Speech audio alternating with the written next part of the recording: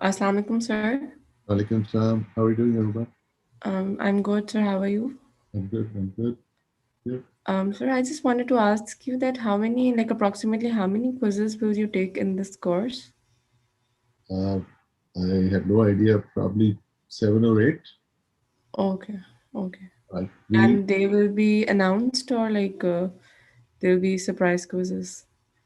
quiz exam is the one that we announced. Quiz is supposed to be just like that. Okay, okay. Yeah. Thank you. So it will just pop up, pop quiz. Oh, okay. All right. So we started looking at semiconductor materials and specifically silicon last time.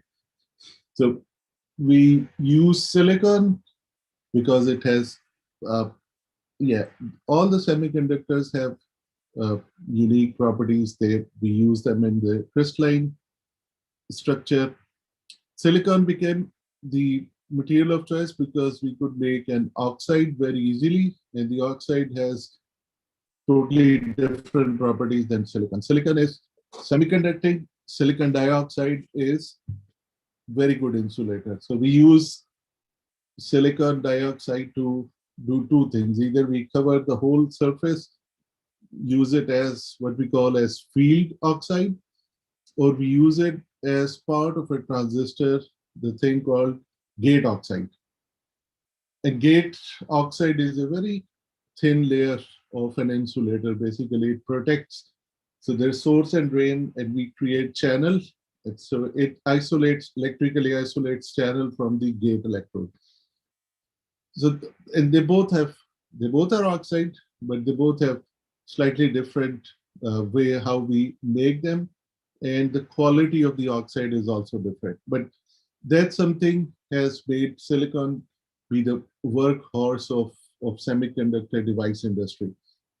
Now, there is another property of semiconducting materials with semiconductors, what we call as energy band gap. There's something in very simplistic terms we know it from high school chemistry that all electrons are in valence band, and then we have to provide enough energy for electrons to jump from valence band to conduction band, where they become available for conductivity, right? So, but here is a little bit closer view in terms of the actual physics of what happens.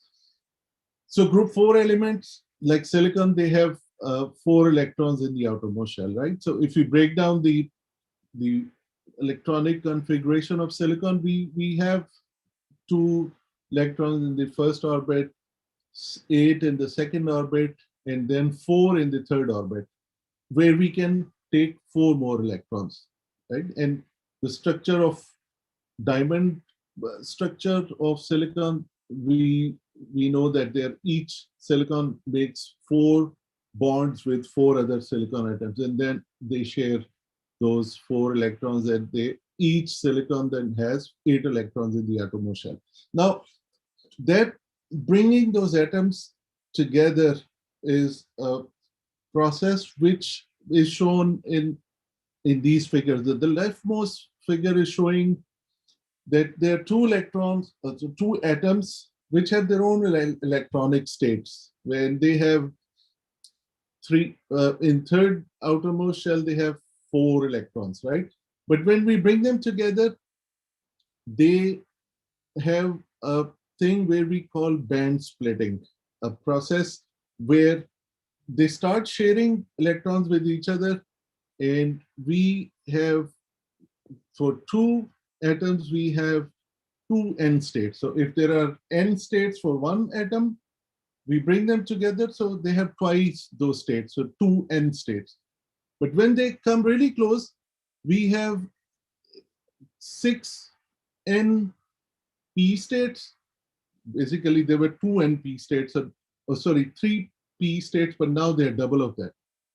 And we have 2 n s states. So total, we have uh, states which result into all the states in valence bond which are completely full, 4 n allowed energy states, They are all full. And there are 4n allowed energy states which are in the conduction band, which are totally empty.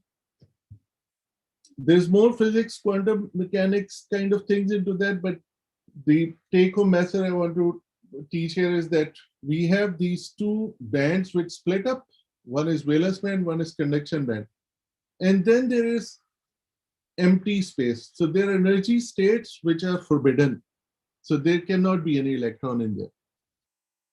So all the states that are below that certain energy level are called valence band, and all the states above conduction band, they're called conduction band. Now, when this happened at 0 degree Kelvin, all the valence band states are completely full, and all the conduction band states are completely empty. But when we, of course, things are not at 0 degree Kelvin, there is room temperature. So there is thermal energy that gets into those electrons, and some of them jump and they get to conduction band. So we say mostly valence band is empty. Mostly valence band is full, and mostly conduction band is empty. In a way, and this for every semiconducting material, this is to understand it in a simplistic terms, we say that there are energy states which are uh, allowed for electrons, and they are at lower energy level, and these are called valence band. And then there are energy levels where they cannot stay or they cannot be stable. So if they fall there, they have to either swept up to conduction band or they're swept down to valence band. To go to conduction band, they have to have enough energy, and that energy can come from three sources. These are important. Generally there are three sources for electrons to jump from valence band to conduction band. One is thermal energy, so that heat can translate into enough energy for those electrons that they can jump and get to conduction band. Electronic energy, we can apply potential, right? So in devices, we apply voltage. So that can give them enough energy for them to jump to conduction band. And third is optical energy. We can shine a light and photons can convert into energy for the electrons, and they can get excited and they can jump and go to conduction band. There is another phenomena which is called phonons, which is mechanical vibration, but that's an inherent phenomena. That's not something we can control easily, but we can control the heat or the ambient temperature, and we can control voltage that we apply, and we can control if we shine a light on those. So band gap is an important phenomena for all semiconducting devices, and band gap for the most part defines what wavelengths can be used with those semiconducting materials which are optical, right? Now, if we want to get closer look, this is more about potentials of atoms. So one atom has its own quantized levels of bands where those electrons rotate around at a nucleus. And when two atoms would come together, they would have those energy potential which will overlap. And that overlapping results into discrete states for those electrons to occupy those states, right? So we can go deeper, but that would take us further away and much more into the physics of devices. So for now, I just want to introduce this concept of band, and energy bands results into classification of these materials. One semiconductor material may have a large band gap, another one may have a smaller band gap. The large band gap would mean those electrons would require more energy to go to conduction band before they become available for conductivity. And we haven't even started talking about holes yet. Holes is when an electron jumps, it leaves behind an empty space.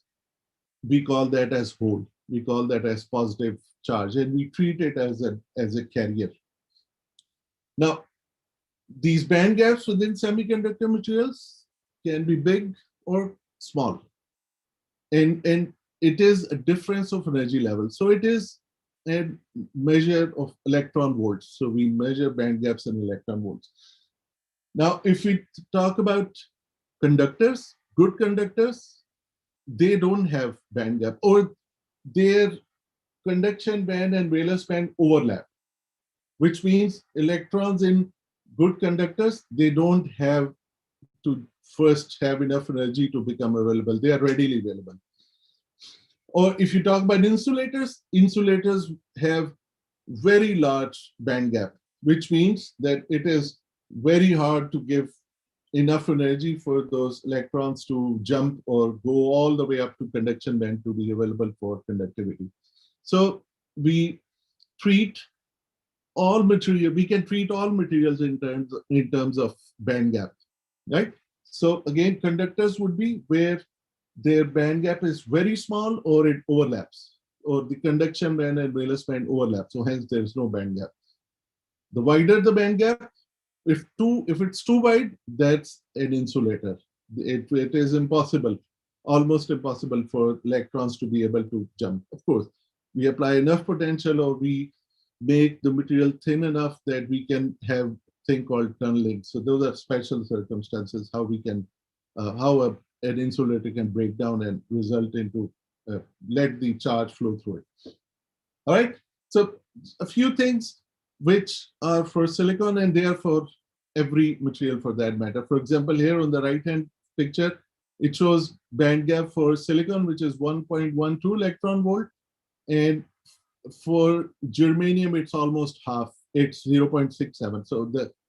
So germanium would require half the energy that it would require for silicon for the electron to jump, right? So, and for optical materials, there is another consideration about band gap, which makes one material much better than the other material. So that's a direct band gap or indirect band gap materials. We will skip that idea for now as well. All right. So now how do we process that? What do we do? So I have a silicon wafer, right? Okay, shiny plate. There is some processing done. You can see some dyes on this when I shine it around. When I have a bare, brand new silicon wafer, from that pure silicon, how do I make devices out of it? How do I make transistors? How do I make resistors? So that's something that we do in a clean room. It has to be done in a clean environment. So clean rooms are special labs in a sense that the air in those labs are very pure. There's continuous flow of air going. If you look at this picture, the floor has holes in it. So it's sucking air from the bottom, going through HEPA filters, and they are cleaning and bringing it back from the top. So clean rooms are defined by their classes. So we have class 10,000 clean room, and then class 1,000, class 100, class 10. The smaller number means it's more clean, more pure, or the air inside is much more cleaner. I don't see many videos turned on. If you guys can turn your videos on, that'd be fantastic. So I can get some visual cue back from you guys if you guys are understanding what I'm saying here. All right. Now, the classification is taken by how many particles of half micron would be there in 1 cubic feet in that room, or 1 cubic meter. So depending on which country you are. So a class 10,000 would mean that there will be 10,000 particles of size half micron or smaller in that room. When you go to smaller classes, which means the air is so much pure that a foot cube would have less than 10 particles. So think about it.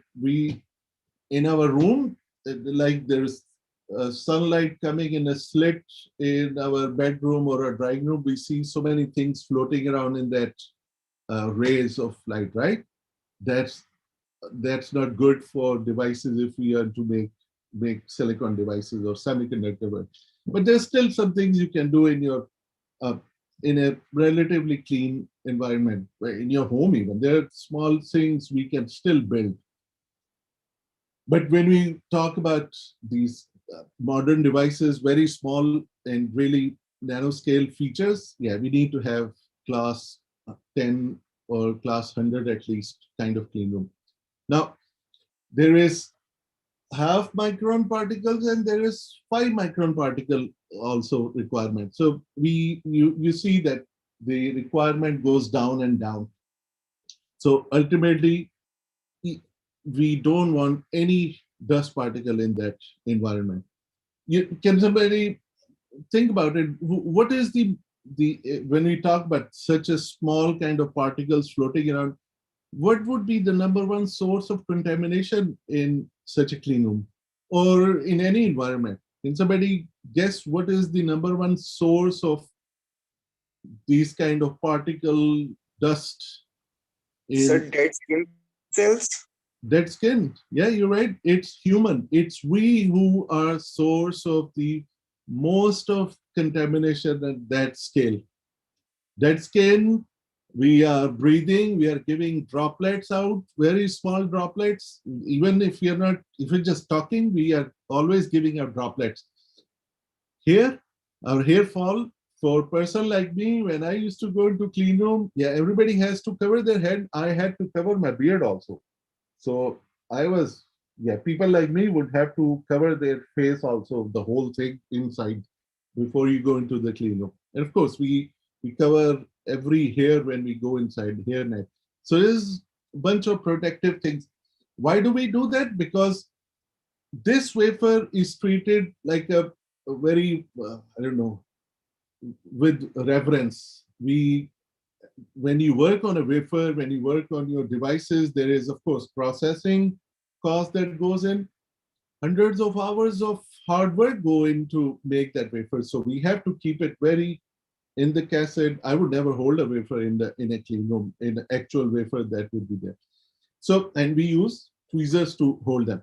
Now, what do we do with these wafers? How do we start? Where do we start? Okay, we have a clean wafer. We have a shiny, brand new wafer. The most important thing we do is oxidation. We have to grow oxide on a wafer. And oxidation is like rust, right? But here, what we have to do, we have to provide very precise oxidation, very precise oxygen, and very precise temperature. Because now the term I'm going to use is a very technical term, we grow oxide. And grow means silicon is getting consumed and turning into silicon oxide. And we grow very thin layer. Of course, it starts with a few atom layer, and then we can grow as much as we want to, as long as there is silicon material there. Another important thing we do is we do lithography. So here is a bunch of processing steps or processing, what do you call, equipment that we use to do some things. So pattern transfer is the most important thing. All right, question. Yeah, Heather. Sir, can you kindly go back to the last slide? Sir, when you talk about the 0.5 micrometer particles, I guess oxygen molecule is not included in. No. We're such, not talking about gas. We're talking about particles. So sir, don't the silicon wafers automatically react with oxygen molecules that are around in the air? Amazing. Exactly. Yeah, it is. We call that native oxide. So every material would have a layer of oxidation on it automatically. You are right to the point.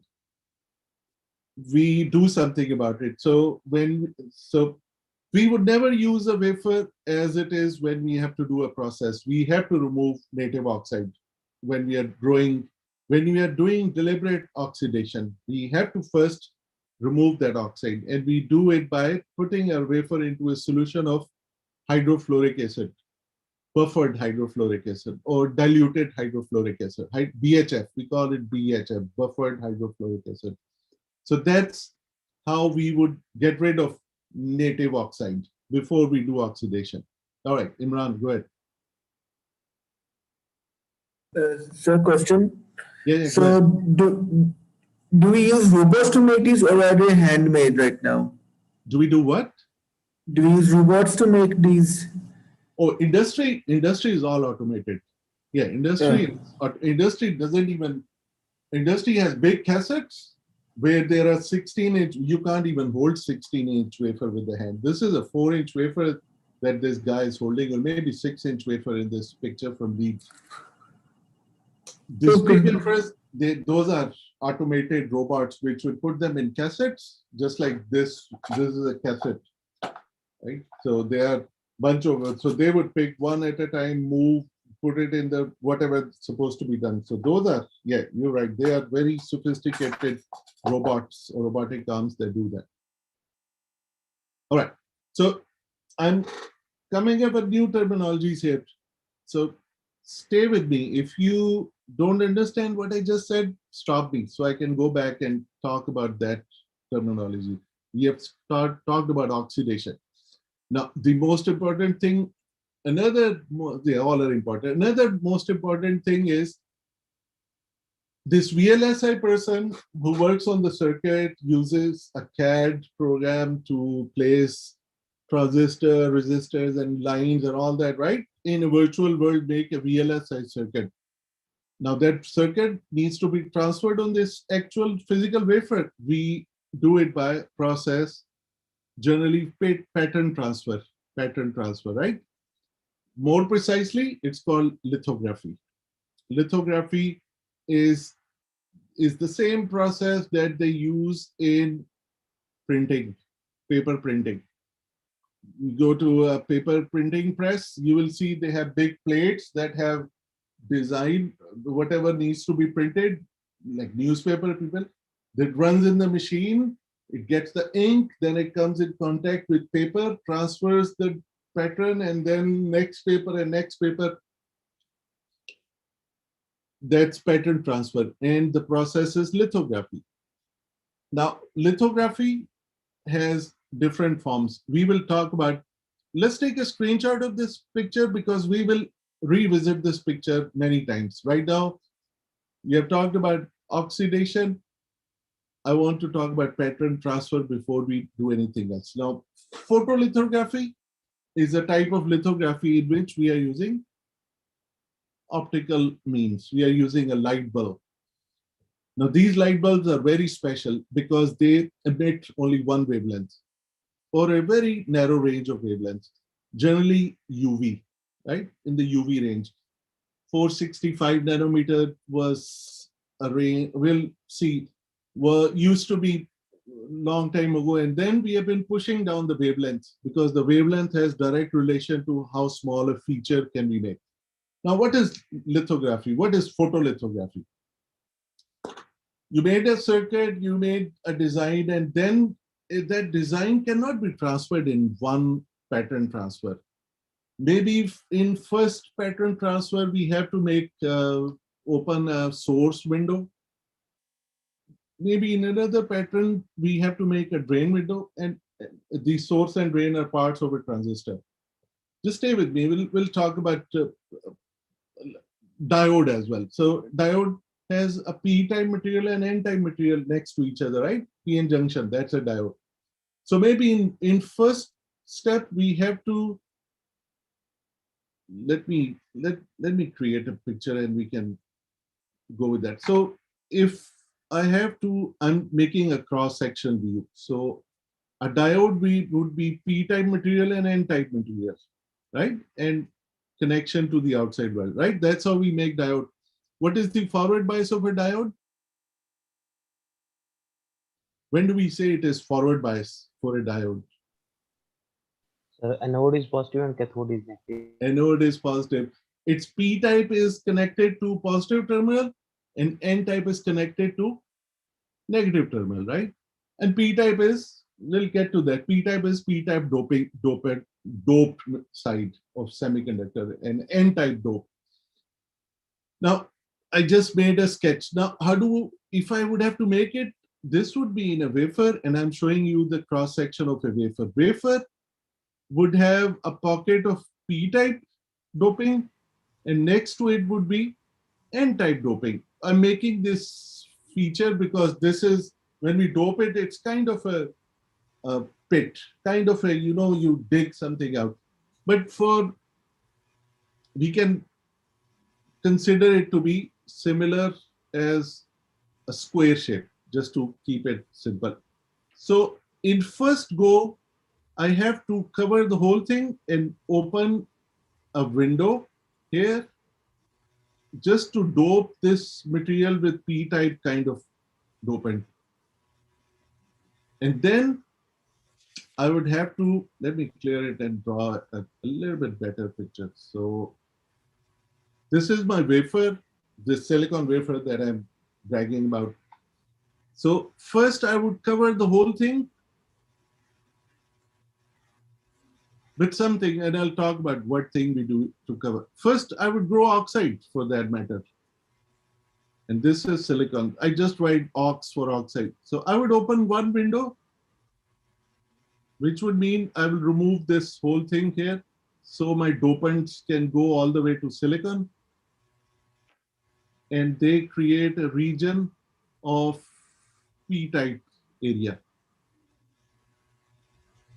Then I have to remove everything. And when I remove everything, then I have to open another window in oxide next to what I made for P-type area, right? So I can place my N-type here. So here then I will make another layer. The oxide is still there. Let me make oxide. Oxide shouldn't have been removed. But oxide was already opened, so I would grow more oxide. It will be like this. A little bit thicker than before, but I open a window here. And this all will go away. This will be open. Now I will use a process to dope N-type material here next to it. And then I will remove everything.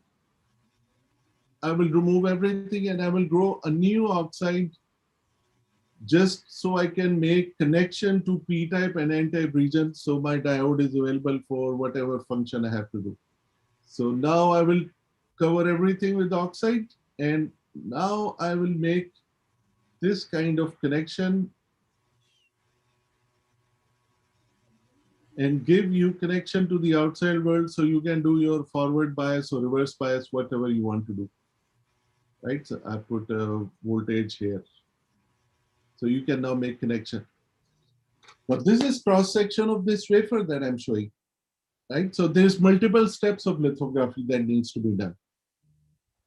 When I say lithography, we mean optical lithography or photolithography. For now, that's the thing when I say lithography. It means photolithography or optical lithography. There are other types, we'll talk about that later. Now to transfer this pattern, we have these glass plates on which we make the actual pattern that needs to be transferred.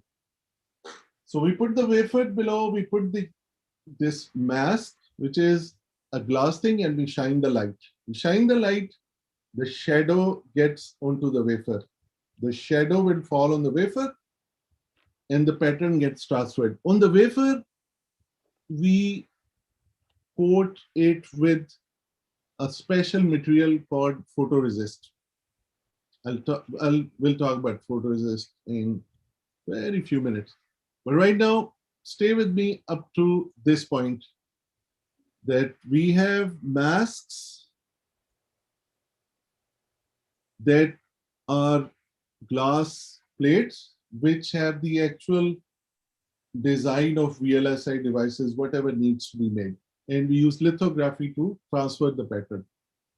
Here's a small animation on how it would do. So we have silicon wafer and we grow oxide. We grow oxide. Oxide will serve here as a protective layer. Oxide here is serving as field oxide, right? So we talked about field oxide is a thicker layer, goes everywhere.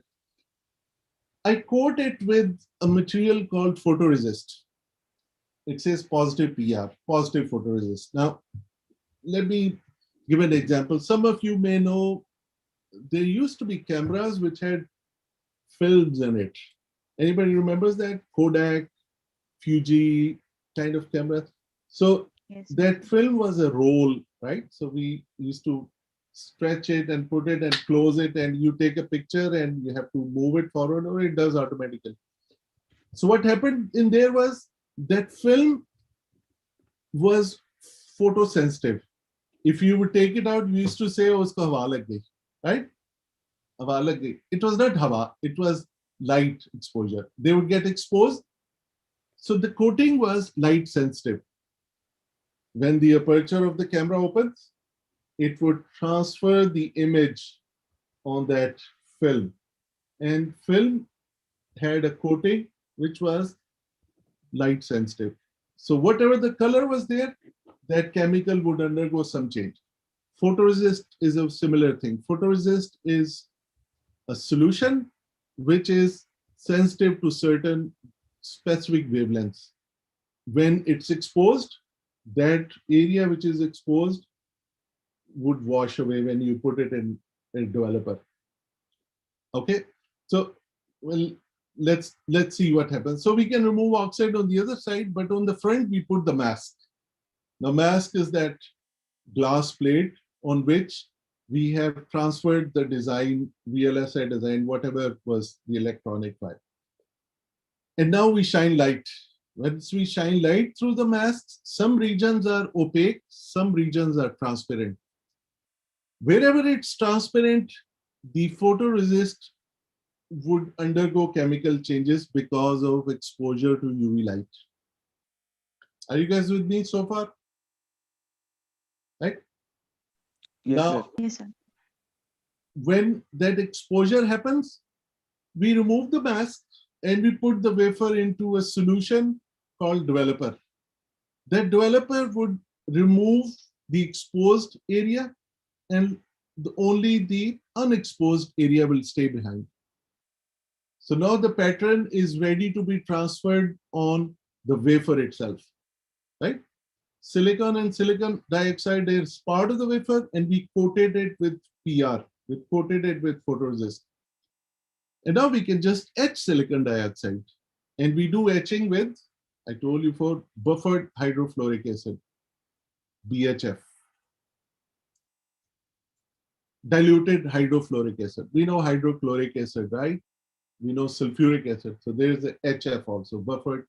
HF is, we dilute it 5 times or 6 times, and that's used to etch silicon dioxide. Now BHF only etches silicon dioxide and does not etch silicon. It etches, but very slow. So almost it doesn't etch silicon. So the pattern gets transferred like this. Now here, maybe we wanted to make a diode like I was showing. So we would now dope this area with P-type dopant, for example. And that's a process. The doping has its own way how we dope things. We'll get there also, probably next lecture. So we remove photoresist, and now we have a hard silicon dioxide and an opening in it through which we can dope it, we can etch it, whatever process we have to do. Or if we have already doped it, now we can put metal there to make a connection with outside world, whatever they need. Now this photoresist is something very interesting. We don't encounter these, we do encounter. So think about it, think of it like nail polish. All right, nail polish, that's an interesting example. So nail polish comes in liquid form, right? When we put it on the finger, what happens to it? When we put it on the finger, what happens? So it makes a layer. Yeah. All right, fantastic. It makes a layer, not just a layer, a sticky layer. Once it dries off, it makes a sticky layer, right? So it stays on the nail. But it is not photosensitive, so we cannot call it photoresist, but it is a similar idea here. We put very thin layer of photoresist on our wafers, but that layer has to be very, very thin and uniform across the whole wafer. How do we do that? We do it by a process called spin coating. So spin coating, it's like a motor which have a holder on top of it, and we have a vacuum suction in the center. So we put the wafer on that chuck. It's called a chuck, the holder. We put it on the holder. Now, when you start the vacuum, the wafer is now stuck. It starts moving, and we start rotating it. We start rotating it to 3000 RPM or something like that. Now, I'll give you nail polish example. I'll stick to that, and then we'll switch to photo. Now, if I pour nail polish on this rotating wafer, what's going to happen to the nail polish or that liquid that I put in the center of the wafer? It's going to spread. It's going to spread because of centrifugal force. All right, fantastic. Now, when it spreads, it leaves a coating behind, very thin, very uniform coating. Now, it is a same idea. And what is nail polish? Nail polish is a polymer. It's suspended color in some liquid which is what is called spirit based, right? Polar solvent. Is it polar or non-polar? I always get confused. Water is polar. It's non-polar, right? So in this case now, because it spreads thin, it dries off right away. But it has solvent in it. So we take it and we put it in a heat chamber, an oven, which is what's going on here from this step to this step. So we got the coating done, and now we heat it, and heating results into the removal of all solvent or moisture or whatever would be there in that layer. So thin film will be left on the coat. So coating will be left amorphous or solid coating. I'll come to that, Imran. Just give me 5 seconds. Now we got very thin, very uniform layer of photoresist. It will be uniformly coated across the whole wafer. Okay, Imran, can you repeat the question? Sorry, I was in my own thoughts. Yeah, say it again. Is the coating amorphous or solid in the last part?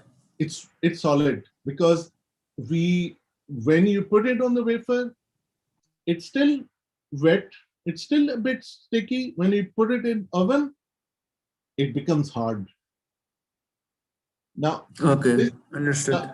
Now that photoresist is now, that material is light sensitive, right? So up to nail polish was okay, but now when we expose it, the parts, now there is a concept of positive photoresist or negative photoresist. So positive photoresist is the areas that get exposed, they get washed away in developer. And negative photoresist is the areas that get exposed, they stay, and the rest of the area washed away. Just up to that much is different. And the exposure basically makes that, we'll talk about positive photoresist, unless I specifically say we talk about negative resist, but you know the difference now.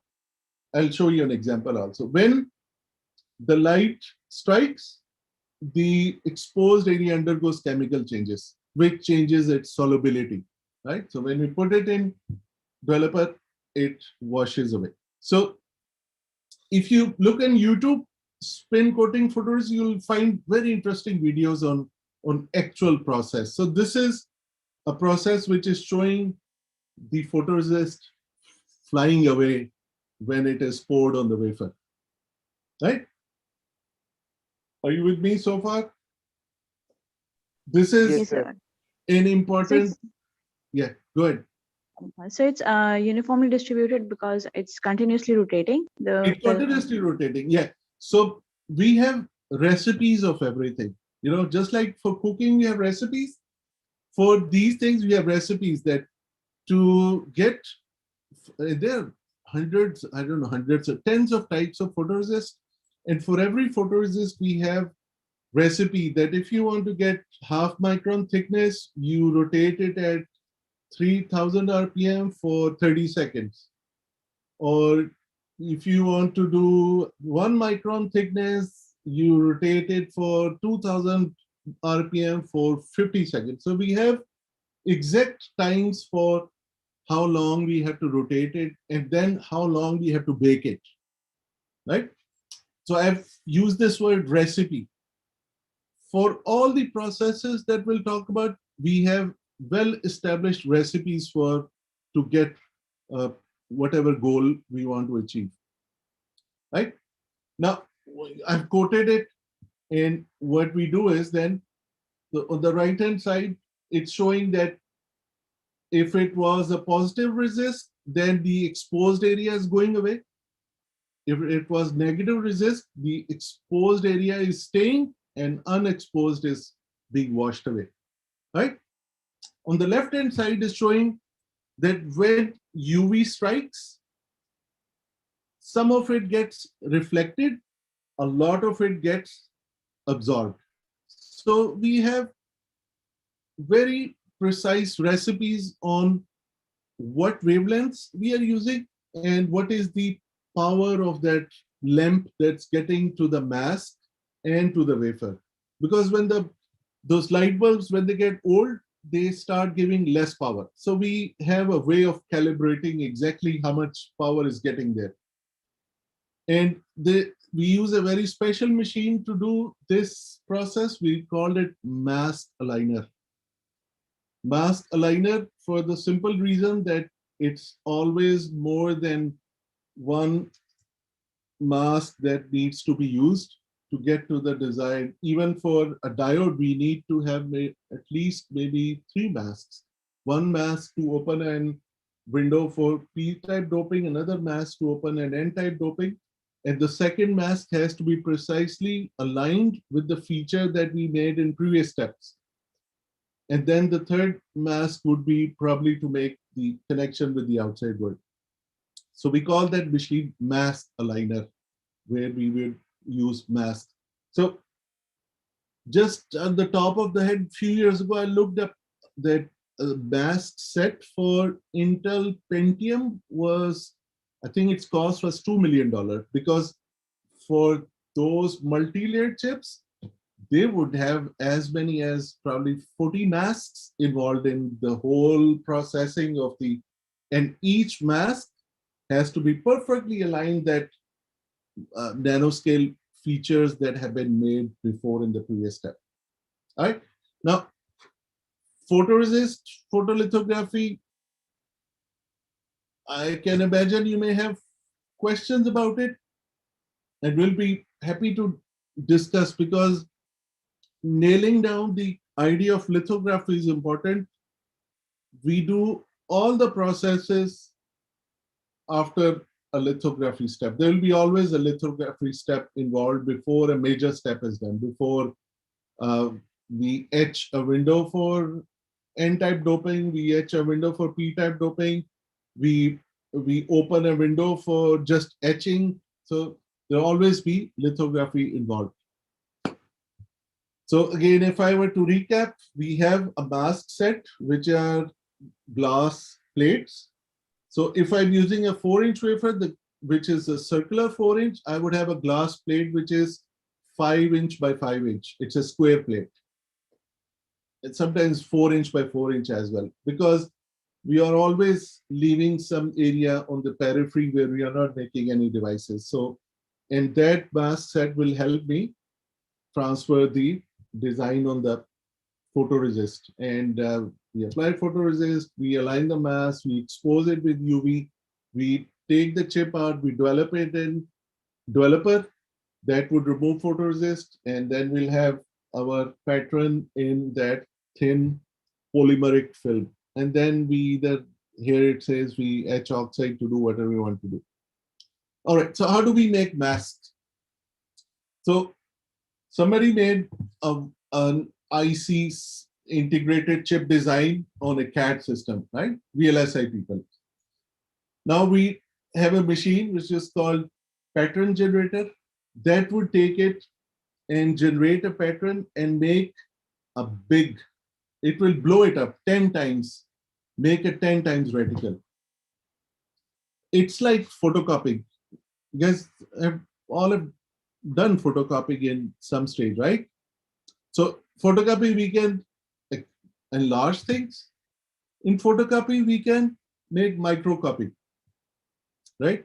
When you're using Booty, we make microcopy. Yeah, some of you are laughing. All right. You know, I came through the same channels where you are right now.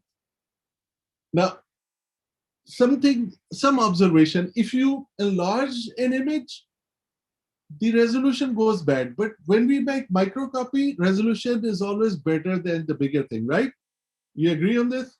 That's what we are using here also. So it's that science is involved here also. We make 10 times larger reticle because from that 10 times making one 10 times smaller on my chip will always give me better resolution, right? So we take that, and then all masks have to be made aligned. So we have thing called alignment markers. We put like plus signs or triangles. So bigger triangle on the second one, the smaller triangle on the first one, or there are different ways how we make alignment marks on those masks. And we keep on playing step and repeat, and until we get the final mask set.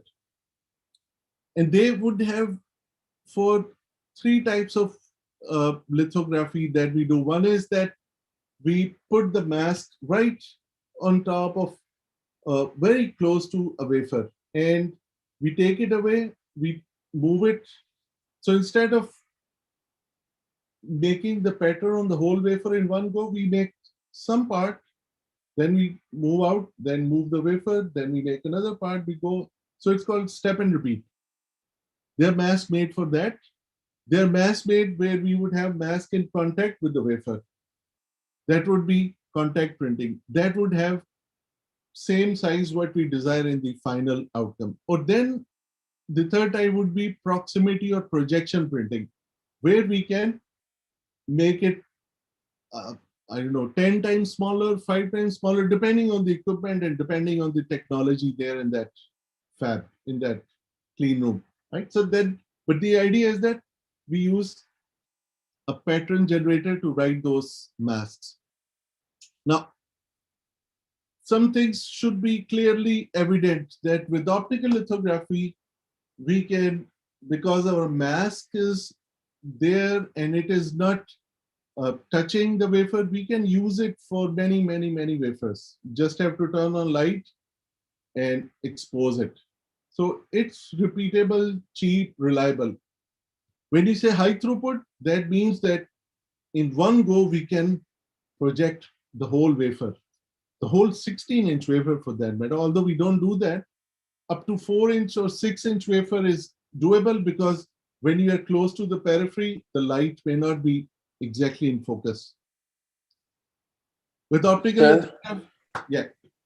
Sir, is there any specific software for designing a lithography mask in nanometer or mask micro scales? CAD, every CAD software, any CAD software can be used to create design of mask. So, but when you talk about VLSI design, and then when there are billions of transistors in design, they have very special software. So in many companies use their own in-house software that's not even available commercially. But if you take a VLSI course, you will see they have IC layout CAD software. I use Cadence, sir. Cadence, okay, Cadence is a good example, but Cadence again has limitation on how many material or how many components you can put in one chip, right? So, so that's where it, when you get into that high end, you need to use special software. But yeah, Cadence is an example of that. So with optical lithography, you can have high throughput, high volume manufacturing, because all you are using here is light source. Otherwise, your mask is permanent, your photoresist, you put on photoresist, you develop it, you put it again, you develop it, you can keep on putting on shampoo, repeat, rinsing, putting on shampoo, rinsing, if that's an example. But in this case, we reach limits on resolution. Now, resolution, we know resolution in very generic terms, right? So we talk about resolution of camera, we talk about resolution of TV, we talk about resolution of optical things, right? But here, when we'll talk about resolution, we mean very specific thing. We'll get into that. With optical lithography, we can make things up to us, we can make them small up to a limit, and then we hit the limitations of light, the wavelengths. It's in nanometers, right? So wavelength, it's a wave. So how small a feature can we make with one particular wavelength becomes a bottleneck. So we have then developed what we call next generation lithography techniques. Next generation, many of them do not use light. They use maybe electrons, X-rays even. But then we have reached a place where we are using E-beam itself. We have an electron beam. So how small can be something than electron itself? So we can use very tightly focused electron beam to write the patterns and designs that we want. And that's what we will talk in next module, what we call next generation lithography. All right.